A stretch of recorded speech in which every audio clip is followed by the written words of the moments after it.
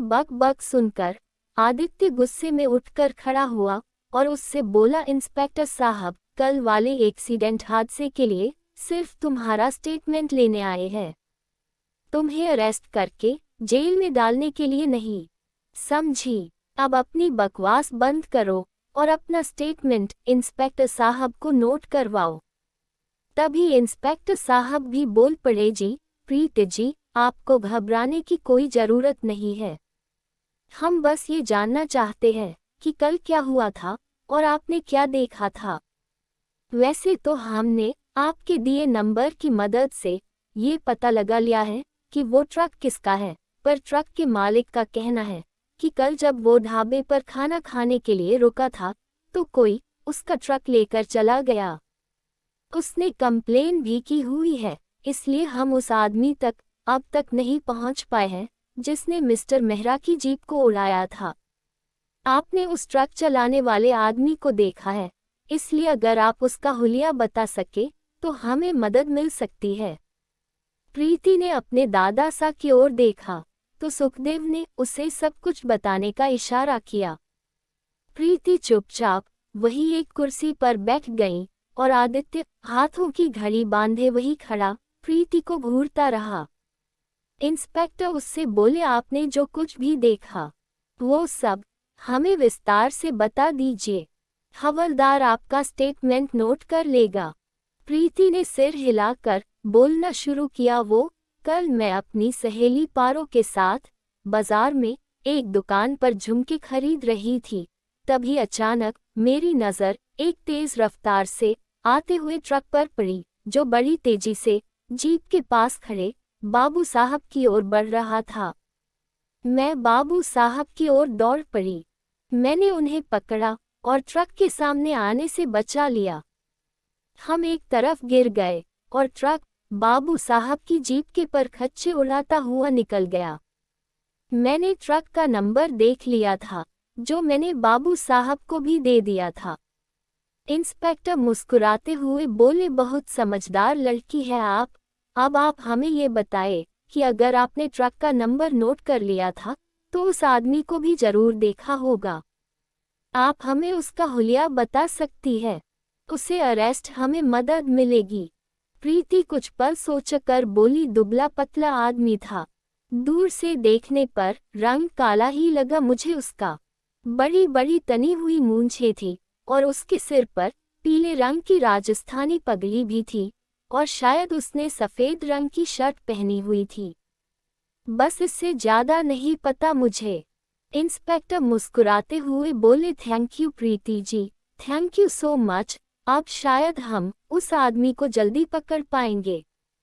अच्छा ठाकुर साहब, आपको तकलीफ दी उसके लिए माफ़ी चाहते हैं, अब इजाज़त दीजिए, चाय पीकर जाइएगा। इंस्पेक्टर साहब, काकी सा बस चाय लेकर आ ही रही है। विक्रांत ने इतना कहा ही था कि गंगा चाय नाश्ता लेकर वहां आ गई और उसने सबको चाय दी।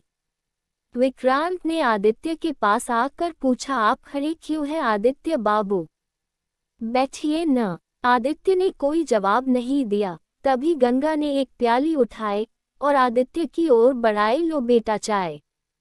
नो थैंक्स, ये सुनकर सुखदेव बोले, पी लो बेटा, हमें अच्छा लगेगा। आदित्य मन ही मन बोला, जिन लोगों ने मेरी दादी का सब कुछ छीनकर उन्हें अपना घर अपना गांव छोड़ने पर मजबूर किया, उनके घर का पानी तक पीना मुझे गवारा नहीं है।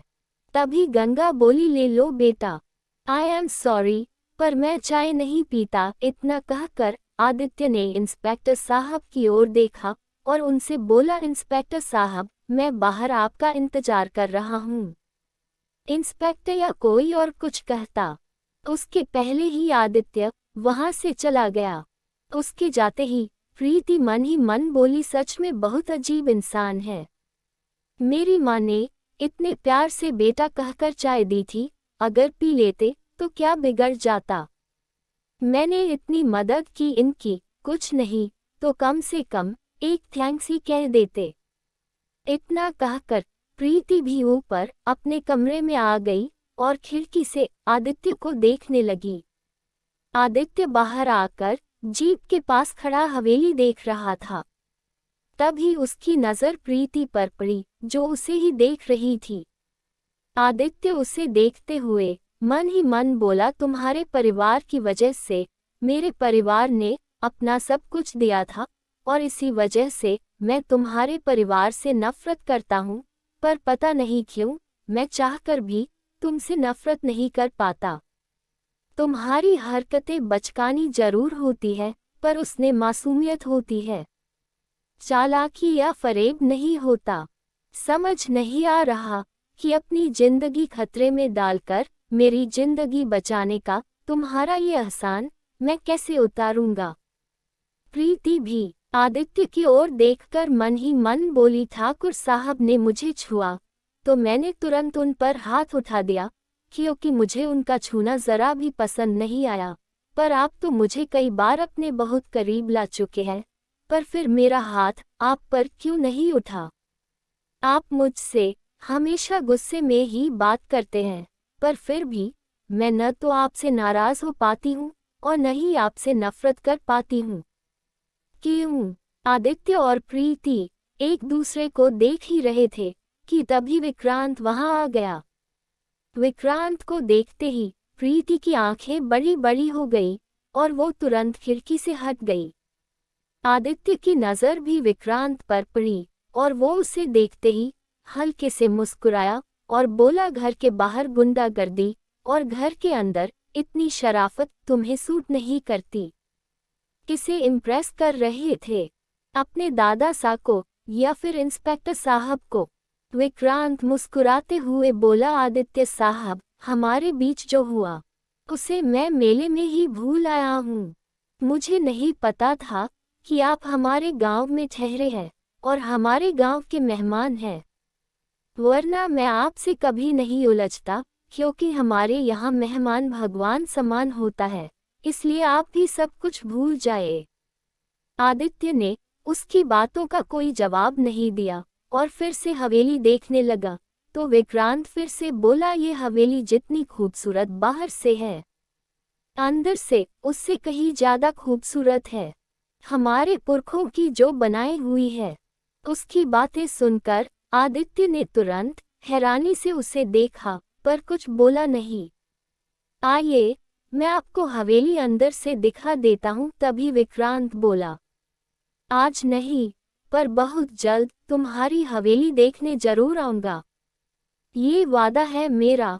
फिलहाल मेरी तरफ से अपनी बहन को थैंक्स कह देना, उसने मेरी जान बचाई है और उसका ये कर्ज मैं जल्द उतार दूंगा। आदित्य ने इतना कहा ही था कि इंस्पेक्टर साहब वहां आ गए। आदित्य साहब, आप फिक्र न करें, बहुत जल्द वो ट्रक ड्राइवर हमारी गिरफ्त में होगा। प्रीति जी की मदद से उस तक पहुंचना हमारे लिए आसान हो गया है। आदित्य उनकी ओर हाथ बढ़ाकर बोला, thank you so much inspector साहब, अब मैं चलता हूँ, मुझे कुछ जरूरी काम है। अगर आपको मेरी जरूरत पड़े तो मुझे फोन कर दीजिएगा। जी। इंस्पेक्टर के इतना कहते ही आदित्य जाने लगा। तभी विक्रांत उसे रोकते हुए बोला, एक मिनट आदित्य साहब। आदित्य के कदम रुक गए और उसने पलटकर विक्रांत की ओर देखा। विक्रांत उसके पास आकर बोला, आपकी जीप तो अब चलाने लायक रही नहीं होगी। अगर आपको कोई एतराज न हो तो जब तक आप यहाँ हैं मेरी जीप इस्तेमाल कर सकते हैं, मुझे बहुत खुशी होगी। आदित्य मुस्कुराने की कोशिश करते हुए बोला, थैंक्स, पर मैं यहाँ अपनी जीप से ही आया हूँ। वो देखिए, वो रही। विक्रांत ने तुरंत नजर उठाकर देखा तो एक नई जीप इंस्पेक्टर की जीप के पीछे खड़ी हुई थी। विक्रांत जीप देखकर चौंक गया और फिर से आदित्य की ओर देखने लगा। वो मन ही मन बोला, सच में बहुत बड़ा आदमी लगता है, वरना इतनी जल्दी इस छोटे से गांव में नई जीप मंगवाना किसी छोटे मोटे इंसान के बस की बात नहीं है। और वैसे भी मुझे सिर्फ अपनी गाड़ी चलाना ही पसंद है। तभी आदित्य ने कहा। तो विक्रांत भी मुस्कुराते हुए बोला, ठीक है, जैसी आपकी मर्जी, पर आप इस गांव के मेहमान हैं। अगर आपको किसी भी चीज की जरूरत पड़े तो हमें जरूर बताइएगा। इतना कहकर विक्रांत ने अपना हाथ आदित्य की ओर बढ़ाया। आदित्य ने 2 घड़ी सोचा और फिर विक्रांत से हाथ मिलाकर कहा, मैं जानता हूँ कि तुम्हारी मदद के बिना शायद मेरा वो काम नहीं हो पाएगा जिसे करने में यहाँ आया हूँ। विक्रांत मुस्कुराते हुए बोला, एक फोन कर दीजिए, वादा करता हूँ आपका काम चुटकी बजाते ही हो जाएगा। श्यो। इतना कहकर आदित्य आंखों पर ग्लासेस लगाए अपनी जीप की ओर बढ़ने लगा। विक्रांत उसे जाते देखकर इंस्पेक्टर साहब से बोला, ये आदित्य बाबू काफी बड़े आदमी लगते हैं। जी छोटे ठाकुर साहब, बहुत बड़े आदमी है आदित्य बाबू। मुंबई के बड़े बड़े रईसों में इनकी गिनती होती है। इनका बिजनेस देश विदेश तक फैला हुआ है और इनके पिता मुंबई से सांसद भी है। ओह, तभी इंस्पेक्टर साहब फिर से बोले, अब इजाजत चाहता हूँ, फिर मुलाकात होगी। जरूर। विक्रांत के इतना कहते ही इंस्पेक्टर साहब वहां से चले गए। दूसरी ओर भानु गुस्से में हवेली पहुंचे। वो जैसे ही अपनी गाड़ी से बाहर आए, उन्होंने हवेली के बाहर खड़े चौकीदार के हाथों से डंडा छीना और हवेली के अंदर जाने लगे। सुमित्रा घबराई हुई सी उनके पीछे भागते हुए बोली, भानु हमारी बात तो सुनिए बेटा, कम से कम हमें ये तो बताए कि वहां आखिर ऐसा क्या हुआ जो आप इतने गुस्से में हैं। हम सारे रास्ते आपसे बस यही पूछते आ रहे हैं, कुछ तो बोलिए बेटा। भानु ने कोई जवाब नहीं दिया और हवेली के अंदर आते ही वहां रखे बड़े से वाघ पर डंडा दे मारा। वाघ टूटकर जमीन पर बिखर गया। उन्होंने गुस्से में एक के एक बाद चीजें तोड़ना शुरू कर दी। हवेली के सारे नौकर भी भानु को इतने गुस्से में देखकर घबरा गए। सुमित्रा ने उन्हें रोकने की बहुत कोशिश की, पर भानु ने किसी की नहीं सुनी। कुछ देर में उन्होंने लिविंग रूम में रखी एक एक चीज तोड़ दी, पर तभी दीवार पर टंगी एक तस्वीर को तोड़ने में डंडा ही टूट गया और भानु के हाथों में भी चोट लग गई। उनके हाथ से एक तार से खून बहने लगा। सुमित्रा भागती हुई आई और उसने भानु की हथेली पकड़कर रोते हुए कहा, हे भगवान, ये क्या किया आपने? कितनी चोट लगा ली खुद को, कितना खून बह रहा है। आइए आइए हमारे साथ और यहाँ बैठिए। इतना कहकर सुमित्रा ने भानु को सोफे पर बैठाया। तभी एक नौकर भागते हुए फास्ट बॉक्स लेकर वहां आ गया और उसने वो बॉक्स सुमित्रा को दिया। सुमित्रा ने बॉक्स लिया और उसे खोलकर रुई से भानु की चोट साफ करते हुए वही खड़े एक नौकर से बोली, जल्दी गर्म पानी लेकर आइए। जाइए। नौकर भागता हुआ किचन की ओर चला गया। भानु गुस्से में तमतमाए जमीन की ओर देख रहे थे। उनकी आंखें गुस्से में लाल हो चुकी थी और पसीना उनके बालों से होता हुआ उनके चेहरे पर टपक रहा था। सुमित्रा ने चोट साफ करते हुए भानु की ओर देखकर पूछा, बहुत दर्द हो रहा है? भानु गुस्से में बोले, नहीं मासा, आज हमारे शरीर पर लगी चोट से हमें कोई दर्द महसूस नहीं हो रहा है, पर उस लड़की ने जो घाव हमारे दिल पर दिए है उसका दर्द इतना है कि शरीर पर लगी चोट का पता ही नहीं चल रहा। ये सुनकर सुमित्रा भानु को हैरानी से देखने लगी। भानु बहुत ज्यादा गुस्से में था। उस लड़की ने थप्पड़ हमारे गाल पर मारा है मासा, पर वो थप्पड़ लगा हमारे दिल और दिमाग पर है। अब जब तक हम उस लड़की से अपनी इस बेइज्जती का बदला नहीं ले लेते, हम चैन से नहीं बैठेंगे। इस थप्पड़ की गूंज अब वो लड़की सारी उम्र सुनेगी।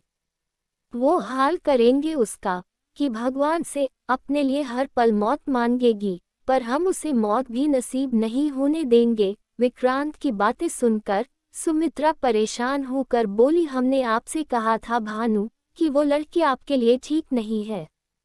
ये सुनकर भानु गुस्से में भर के, ठीक तो हम उसके लिए नहीं है मासा, अब तो हम उसे अपनी बींदनी बनाकर इस घर में जरूर लाएंगे और उसके बाद उसे उसकी औकात दिखाएंगे।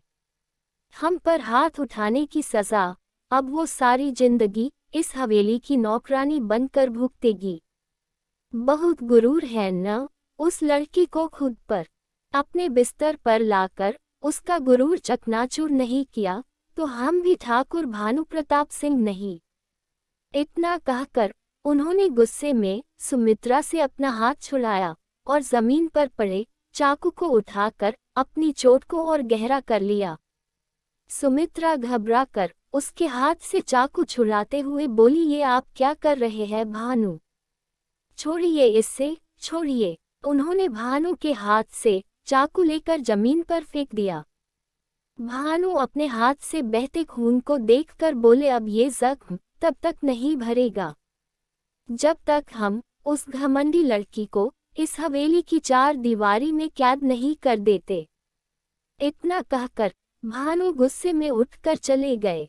उनके जाते ही सुमित्रा परेशान होकर जमीन पर पड़ा भानु का खून देखने लगी। उन्हें एक अजीब से घबराहट और बेचैनी होने लगी। वो खुद से बोली, न जाने क्यों हमें अजीब सी बेचैनी हो रही है। पता नहीं क्यों हमें लग रहा है कि वो लड़की हमारे एकलौते बेटे के लिए खतरा बनने वाली है। उस लड़की की आंखों में हमें एक अलग ही चमक नजर आई थी। अगर भानु ने उसे पाने की कोशिश की तो जरूर कुछ अनर्थ होगा इस हवेली में। हमें कुछ भी करके भानु को उस लड़की से दूर रखना होगा। उनका गुस्सा कम करना होगा। कहीं उस लड़की को बर्बाद करने में हमारा बेटा ही बर्बाद न हो जाए। सुमित्रा परेशान होकर सोच में डूब गई। कुछ नौकर आकर घर साफ करने लगे। दूसरी ओर पारो पहिए के पास बैठी मिट्टी के घड़े बना रही थी और प्रीति वही उसके पास बैठी मिट्टी सान रही थी। तभी पारो बोली, प्रीति तुझे कुछ अजीब नहीं लगता कि तूने ठाकुर भानु प्रताप को थप्पड़ मारा और वो बिना कुछ कहे चुपचाप यहाँ से चले गए? जहाँ तक मुझे पता है ठाकुर भानु प्रताप बहुत गुस्से वाले हैं। मैंने सुना है कि एक बार उनके नौकर की गलती की वजह से उनके हाथ में चोट लग गई थी तो उन्होंने अपने नौकर के दोनों हाथों के नाखून उखाड़ दिए थे और फिर उसे बहुत सारे रुपए भी दे दिए थे। प्रीति ने गुस्से में पूछा, तू मुझे डरा रही है? पारो मुस्कुराते हुए बोली, अरे मैं तुझे क्यों डराने लगी?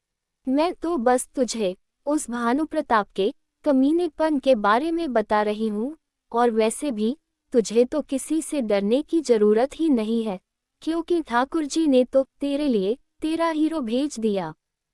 जब भी तू मुश्किल में होती है तो फट से तेरी मदद के लिए चला आता है। प्रीति ने हैरानी से पूछा, किसकी बात कर रही है तू? उस शहरी बाबू की और किसकी? एक वही तो है जो हर बार तुझे मुश्किलों से बचाने के लिए आ जाता है और जिसे बचाने के लिए तूने अपनी जान की बाजी लगा दी। पारो के इतना कहते ही प्रीति सोच में पड़ गई। उसे हर वो लम्हा याद आने लगा जब उसकी जान खतरे में थी और आदित्य ने उसकी जान बचाई थी। पारो फिर से बोली, प्रीति मुझे तो लगता है कि तेरे और उस शहरी बाबू के बीच कुछ ऐसा है जो तुम दोनों को बार बार एक दूसरे के पास ला रहा है। तूने कभी सोचा है कि वो शहरी बाबू हर उस जगह होता है जहां तू होती है? अगर उस रोज वो नहीं होता तो तू नहीं होती और अगर कल तू नहीं होती तो आज वो नहीं होता। ऐसा लगता है मानो तुम दोनों एक दूसरे के लिए बने हो। उसकी बातें सुनकर प्रीति गुस्से में उस पर भड़की। पारो लगता है तू पागल हो गई, कुछ भी बोले जा रही है। उस आदमी से मैं तो क्या दुनिया की कोई लड़की प्यार नहीं कर सकती। इतना खड़ूस और अकड़ूं इंसान है वो। आज मेरे घर आया था, मैंने उसकी इतनी मदद की, मुझे थैंक्स कहना तो दूर उसने मुझे मुस्कुराकर देखा भी नहीं। और सच कहूं तो उस आदमी को तो ये भी पता नहीं होगा कि प्यार किस चिड़िया का नाम है, तो वो मुझसे प्यार कैसे करेगा? मुझे देखते ही वो मुझे ऐसे घूरता है जैसा कोई भूखा शेर अपने शिकार को देख रहा हो। बस मौका मिला नहीं कि शिकार पर झपट पड़ता है। बस फर्क इतना है कि शेर अपने नाखूनों से झपटता है और मिस्टर आदित्य मेहरा अपनी जुबान से। शेर अपने तीखे दांतों से शिकार को खाता है और वो आदमी अपनी तीखी बातों से मेरा दिमाग खराब करता है। पारो मुस्कुराते हुए बोली, हाय प्रीति, तू तो शहरी बाबू को उससे भी ज्यादा जान गई है। अब तो मुझे पक्का यकीन हो गया है कि तुम दोनों एक दूसरे के लिए बने हो और एक न एक दिन तुम दोनों को जरूर मिलना है। पारो के इतना कहते ही प्रीति सोच में पड़ गई तो पारो फिर से बोली, अब तू खुद ही सोच, उस भानु प्रताप ने तुझे एक बार छुआ तो तूने उसे थप्पड़ मार दिया, पर आदित्य बाबू तो तुझे कई बार अपने बहुत करीब ला चुके हैं, पर तूने उन पर तो कभी हाथ नहीं उठाया। क्यों? प्रीति गुस्से में उस पर भड़की। पारो, अब ये कुछ ज्यादा हो रहा है। हम ठाकुर साहब की बात कर रहे थे और तू उसे आदित्य बाबू पर ले आई और मुझे चाबी भरे जा रही है। मैं उनके लिए कुछ भी फील नहीं करती और तू है कि मुझे जबरदस्ती ये फील करवाने की कोशिश की जा रही है कि मेरे दिल में उनके लिए फीलिंग्स है।